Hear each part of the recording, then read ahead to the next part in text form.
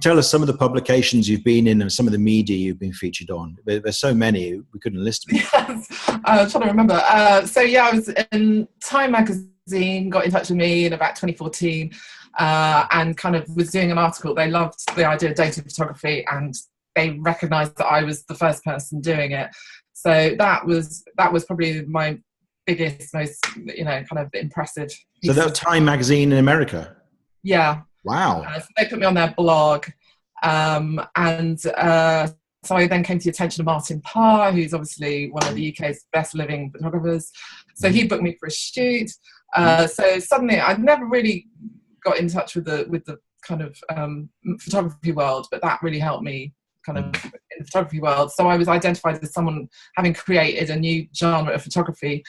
And then like the Evening Standard, the Independent, the Telegraph, they kind of love a good story, and dating's obviously, the press love anything to do with dating. So, and I think it's because what I'm doing is new and different, and still 5 years later, no one else is really doing it. So yeah, and that's actually one of the rules. If you want to get the attention of the press, then you need something. You got the perfect story, because it's kind of fun. Lots of people can relate to it, because everyone dates, well, pretty much everyone, or has done at some point. Everyone's interested in relationships and sex.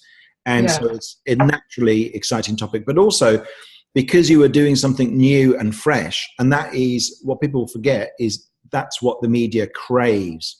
So if you ever can prove that you've got a new take on something, a fresh angle on something, they will love you, because they have to fill these papers and magazines every month and every week and every day, whatever comes. So when you come along, this is why you've been in just about every publication, every magazine and newspaper you can think of.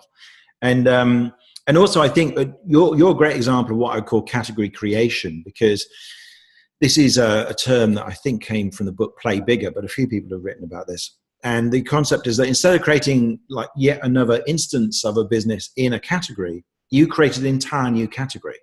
And you did that by zooming in. So that's often how you do it, because pretty much every kind of business has been done. But if you narrow your focus, then you become the dating profile photographer, which is a new thing, whereas being a portrait photographer is not. And I often say to people, when I mention you as an example in category creation, how much press do you think Saskia would have got if she'd done what everybody else does when they become a photographer, which says, I will do anything. I will photograph your wedding. I'll photograph your business event. I will take a portrait photo or photo your product. I will do anything at all because I'm desperate, is basically what most people do when they become a photographer or a freelancer of any kind. Yeah. And then, of course, they get no press and they look like everybody else. And you did the opposite. You said, I only do dating photos, which is genius, I think.